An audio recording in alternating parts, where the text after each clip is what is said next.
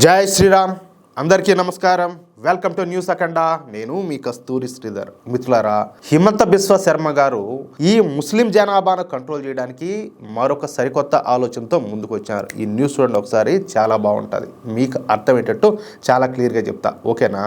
బహుశా మన జాతీయవాదుల్లో హిమంత బిశ్వ శర్మ గారి గురించి తెలియని వాళ్ళు ఉండరు అంటే ఎంత మాత్రం కూడా ఆశ్చర్యమే లే. కానీ హిమంత బిశ్వ శర్మ గారి గురించి చాలా మందికి, అంటే మన తెలుగు వాళ్ళకు తెలియకపోవడం కొంచెం విచారకరమైనటువంటి విషయమే. ఎందుకంటే మన వాళ్ళకి ఎంతసేపటికి ఈ లోకల్ లీడర్లు రేవంత్ రెడ్డి, చంద్రబాబు, జగన్, వాళ్ళు వీళ్ళని చెప్తే జాతీయ రాజకీయాల మీద చాలా మందికి అయితే అవగాహన ఉండదు. ఏమంటారా? అందుకే హిమంత బిశ్వ శర్మ గారి గురించి ముందుగా ఒక 4 ముక్కలు చెప్పే ప్రయత్నం చేస్తా. ఆయన అస్సాం రాష్ట్రానికి ముఖ్యమంత్రిగా పనిచేస్తున్నారు. మొదట్లో హిమంత బిశ్వ శర్మ గారు కాంగ్రెస్ పార్టీలో ముఖ్యమైన నాయకుడిగా ఉంటా వచ్చారనమాట. కానీ రాహుల్ బాబా, ఎవరు ఈ ఫిరోజ్ జహంగీర్ గాంధీ వాళ్ళ మనవడు కదా, 56 ఏళ్ళ యువనేత, ఆయన అనుసరిస్తున్నటువంటి విధానాలు, అలాగే ఈ రాహుల్ గాంధీ కాంగ్రెస్ నాయకులకు ఇస్తున్నటువంటి అమర్యాదను చూసి తట్టుకోలేకపోయినాడు అనమాట.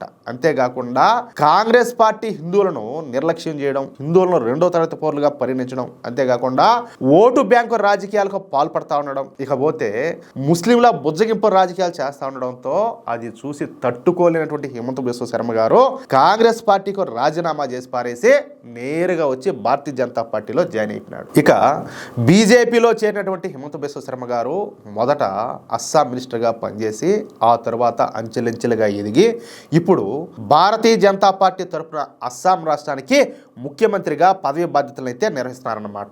అది కూడా ఒక తిరుగులేనటువంటి నేతగా అస్సాంలో పనిచేస్తా తన సత్తానైతే నిరూపించుకుంటున్నారు. ఇప్పుడు ఉత్తరప్రదేశ్ రాష్ట్రానికి యోగి ఆదిత్యనాథ్ గారు ఎలా అయితే ఉన్నారో, ఆయన ఎంత పవర్ఫుల్లో ఈయన కూడా ఇంచుమించు అలాగేనమాట. ఇక అసలు విషయానికి వస్తే, అస్సాం రాష్ట్రంలో గత కొంతకాలం నుంచి ముస్లింల జనాభా విపరీతంగా పెరిగిపోతుంది. అది కూడా మామూలుగా పెరిగితే అది వేరే లెక్క, ఇదంతా కూడా ఒక ప్లాన్ ప్రకారం అసహజంగా పెరుగుతూ వస్తుందన్నమాట. నిజానికి మనకు స్వాతంత్రం వచ్చిన మొదట్లో ఈ అస్సాం రాష్ట్రంలో ముస్లింల జనాభా కేవలం 4% అనమాట. ఎంత?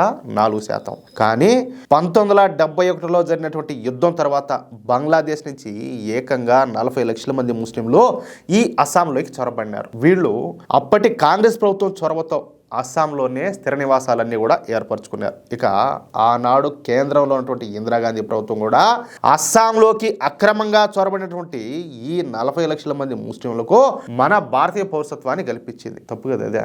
ఇప్పుడు వాళ్ళని చూస్తే నువ్వు శరణార్థులుగా చూడాలి, అవునా కదా? అంతేగాని వాళ్ళని తీసుకొచ్చి దప్పుకొచ్చి ఎడబెట్టుకొని వాళ్ళకు భారతీయ పౌరసత్వం ఇచ్చి ఏంది ఇదంతా?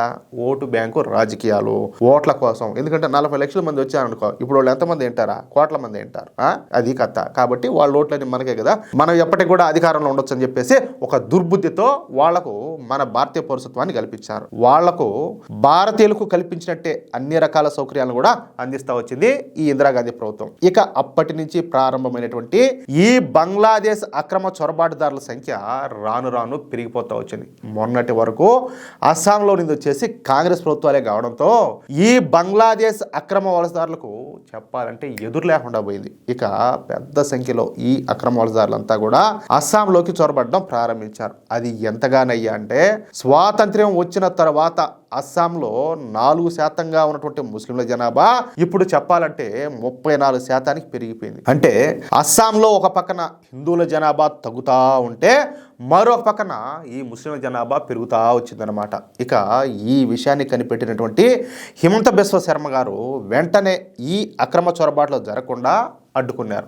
సరిహద్దుల దగ్గర పందుల పెంపకంతో పాటు సరిహద్దుల దగ్గర గట్టి పహారా పెట్టి ఈ బంగ్లాదేశ్ అక్రమ చొరబాటుదారులు అస్సాంలోకి రాకుండా నిరోధించారు. అంటే వాళ్ళు పందులు అంటే పడదు కదా, పందుల పెంపకం కనుక పెడితే వాళ్ళు అవి ఉండే చోటికి వాళ్ళు రారు, మనసుకు ఒప్పదు, వాళ్ళకు లేని అసహ్యం అంటే ఆ విధంగా కూడా కొంతమంది అడ్డుకోవచ్చు అనమాట. ఆ ప్లాన్ కూడా వేశారు ఆయన. దీంతో ముస్లింల జనాభా కొంతవరకు కంట్రోల్ అయింది. కానీ ఇక్కడ ఏం జరుగుతుంది? ముస్లింలంతా కూడా ఈ ఎక్కువ మందిని పెళ్లిళ్ళు చేసుకోవడం, ఎక్కువ మంది పిల్లల్ని కంటా ఉండడంతో మళ్ళీ అస్సాంలో ముస్లింల జనాభా అసహజంగానే పెరుగుతూ వచ్చింది. ఇక్కడ ఒక విషయం చెప్తాను నేను, ఏదో మామూలుగా ఎక్కువ మందిని పెళ్లిళ్ళు చేసుకుంటున్నారు, ఎక్కువ మందిని పిల్లల్ని కంటున్నారంటే అది వేరే లెక్క. కానీ ఇక్కడ ఏంటంటే ఒక టార్గెట్ తో వాళ్ళ జనాభాను పెంచుకునే ప్రయత్నం చేస్తారు. అది అక్కడ వచ్చినటువంటి అసలు సమస్య. ఇదే గనక కొనసాగితే అస్సాం రాష్ట్రం మరొక కాశ్మీర్గా మారుతుందని గమనించినటువంటి మన హిమంత బిశ్వ శర్మ గారు ఇప్పుడు కొత్తగా మరొక కొత్త చట్టాన్ని అయితే తీసుకొచ్చినారు. అదే అస్సాం బహుభార్యత్వం నిషేధ బిల్లు 2025. అస్సాం పోలిగామి బ్యాన్ బిల్ అన్నమాట. ఈ అస్సాం బహుభార్యత్వం నిషేధ బిల్లు 2025 మొన్ననే అస్సాం అసెంబ్లీలో విజయవంతంగా ఆమోదింపజేసినారు.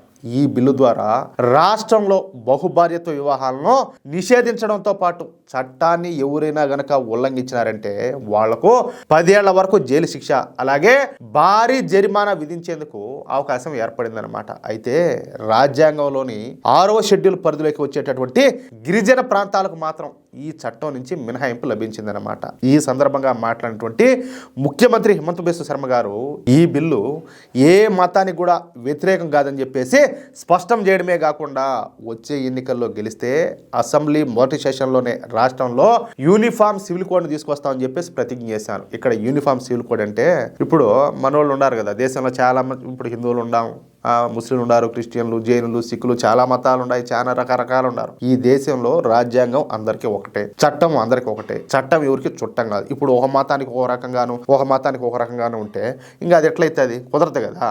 రాజ్యాంగం అందరికీ ఒకటే, చట్టం అందరికీ ఒకటే, అన్నీ కూడా ఒకటిగానే ఉండాలి. ఇది లేదు మళ్ళీ మా మతానికి కొన్ని మినహాయింపుని ఇవ్వాలా అంటే అది ఎట్లయితే అది కుదరదు. మీ మతాలకు మినహాయింపుని ఇవ్వాలంటే మీ మతాల ప్రకారం తప్పులు చేస్తే కొన్ని శిక్షలు ఉంటాయి, మరి వాటికి కూడా అవే అమలు చేద్దామంటే అట్టు ఒప్పుకోరు. ఏది ఇప్పుడు షరియాల ప్రకారం తప్పులు చేస్తే తలగాయలు నరకడం, చేతులు నరకడం, కాళ్ళు నరకడం, గుడ్లు వేయడం, ఇవన్నీ కూడా రకరకాలు అన్నీ ఉంటాయి. మరి అవి చేద్దామంటే అట్టు ఒప్పుకోరు. శిక్షల విషయంలో మాత్రం ఇప్పుడు మన భారతీయ చట్టాలు ఏవైతే ఉన్నాయో అవే మాకు కావాలంటారు. మరి ఈ పెళ్లిళ్ళ విషయంలో కావచ్చు, పిల్లల విషయంలో కావచ్చు, రకరకాల ఈ వీటన్నిటి విషయాల్లో మాత్రం మా షరియా లాగా కావాలంటారు. అది ఎట్లా అవుతుంది? కాబట్టి ఈ దేశంలో ఉండే అందరికి కూడా చట్టం ఏదైతే ఉండదో అందరికీ సరి సమానంగా ఉండాలి, హక్కులు ఏవైతే ఉన్నాయో అందరికీ ఒకటిగానే ఉండాలి. అప్పుడు ఇది సెక్యులర్ దేశం అనిపించుకుంటుంది. ఊరికే నువ్వు సెక్యులర్ అని చెప్పేసి బొచ్చులో ఒక పేరు ఒకటి పెట్టి ఇది సెక్యులర్ దేశం అంటే ఎట్లవుతుంది? ఒక మతాన్ని ఒక విధంగా ఒక మతాన్ని ఒక విధంగా చూసినప్పుడు ఎట్లవుతుందంట చెప్పండి మీరు కూడా. ఇంకా ఈ అస్సాం బహుభార్యత్వం నిషేధ బిల్లు 2025 గురించి మన హిమంత బిశ్వ శర్మ గారు మాట్లాడుతా ఈ చట్టం ఏ మతానికి కూడా వ్యతిరేకం కాదు, ముఖ్యంగా ఇస్లాంకు వ్యతిరేకం కాదని చెప్పి స్పష్టం చేశాడు. ఈ బిల్లు గనక ఆమోదం పొందితే మీరు నిజమైనటువంటి ముస్లింగా ఉండడానికి అవకాశం అయితే లభిస్తుంది. నిజమైనటువంటి ఇస్లామిక్ ప్రజలు ఈ చట్టాన్ని అంతా కూడా స్వాగతిస్తారు. ఇక్కడ ఈ పాయింట్ మీరు బాగా గుర్తుపెట్టుకోవాలి. ఎందుకంటే చూడండి, ఇక్కడ భారతదేశంలో ముస్లింలు అంటే వివక్షగానేనో భారతీయ జనతా పార్టీ ఉండే కాడ ఇట్లాంటి నిర్ణయాలను తీసుకుంటారని చెప్పేసి కొంతమంది అనుకోవచ్చు. మీకు అర్థం ఏంటంటే ఇంకో పాయింట్ చెప్తా, ఇది నేను చెప్పింది కాదు, ఆయన చెప్పిన మాటే. టర్కీ వంటి దేశాలు కూడా బహుభార్యత్వాన్ని నిషేధించాయి. ఇప్పుడు ఈ టర్కీ దేశం వచ్చేసి ముస్లింలకు పెద్దన పాత్ర పోషిస్తుంది. ఏది? ఈ జిహాదీ దేశాలకన్నిటికీ. అలాంటి దేశంలోనే బహుభార్యత్వం నిషేధించారంట అక్కడ. ఇకపోతే పాకిస్తాన్లో కూడా ఆర్బిట్రేషన్ కౌన్సిల్ ఉండదని చెప్పేసి హిమంత బిశ్వ శర్మ గారు గుర్తు చేశారనమాట. ఇక ఈ బిల్లు ప్రకారం ఎవరైనా ఒక వ్యక్తి భార్య లేదా భర్త బతికి ఉండగా విడాకులు పొందకుండా, విడాకులు తీసుకోకుండా రెండవ వివాహం కనుక చేసుకుంటే వాళ్లకు 10 ఏళ్ల వరకు జైలు శిక్షతో పాటు భారీ జరిమానా అయితే విధిస్తారు. ముఖ్యంగా మొదటి వివాహం చెల్లుబాటులో ఉన్నప్పుడు లేదా విడాకుల ద్వారా రద్దు కానప్పుడు మరొకరిని వివాహం చేసుకోవడాన్ని ఈ చట్టం బహుభార్యత్వంగా నిరసించిందనమాట. అంటే మొత్తం మీద హిమంత బిశ్వ శర్మ గారు ముస్లింలలో ఉన్నటువంటి ఈ బహుభార్యత్వానికి అడ్డుకట్ట వేయడానికి ఈ కొత్త బిల్లు అయితే తీసుకొచ్చి దాన్ని చట్టంగా చేస్తున్నారు. ఇది కేవలం ముస్లింలకనే కాదు, ఎవరికైనా వర్తిస్తుంది. ఇప్పుడు మన హిందువుల్లో కూడా అంతే కదా. నువ్వు పెళ్ళాన్ని పెట్టుకొని నువ్వు విడాకులు ఇవ్వకుండా మళ్ళీ ఇంకొకరితో పోయి ఇంకొకరిని పెళ్లి చేసుకోవాలంటే దొబ్బదా ఎన్ని కూడా మూసుకొని నీకు అంతగా నచ్చకపోతే కోర్టు పోయి విడాకులు తీసుకో, చట్టపరంగా మళ్ళీ కావాలంటే ఇంకో పెళ్లి చేసుకో. అంతేగాని మొదటి పెళ్ళాన్ని పెట్టుకొని మోట భర్తను పెట్టుకొని నేను పోయి ఇంకో పెళ్లి చేసుకుంటారంటే ఒప్పుకుంటుంది కోర్టా? Same to same. ఇక్కడ చట్టం ఎవరికి చుట్టం కాదు, అందరికీ ఒకటే అనేది ఇక్కడ ఇంప్లిమెంట్ చేస్తారనమాట.